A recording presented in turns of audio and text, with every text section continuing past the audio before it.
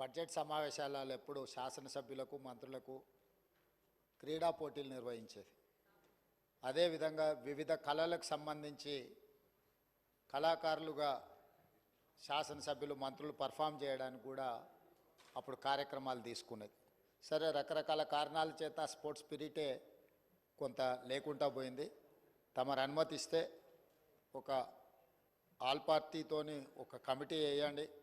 రాబోయే శాసనసభ సమావేశాలప్పుడైనా భవిష్యత్తులో ఖచ్చితంగా శాసనసభ్యుల మధ్యలో కూడా క్రీడల పోటీలు, అదేవిధంగా కళాకారుల యొక్క నైపుణ్యాన్ని కూడా ప్రదర్శించడం ద్వారా ఒక రోల్ మోడల్గా మనం ఉండొచ్చు.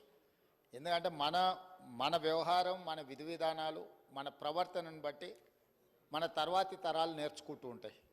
ప్రజాప్రతినిధులుగా ప్రజలకు ఆదర్శంగా నిలబడి ప్రజలు, ముఖ్యంగా విద్యార్థులు మనల్ని నిశితంగా గమనిస్తూ ఉంటారు.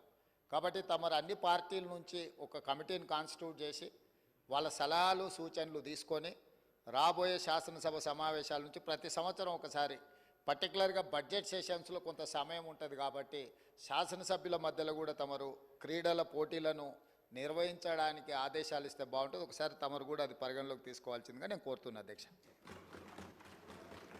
గౌరవ డిప్యూటీ సీఎం గారు.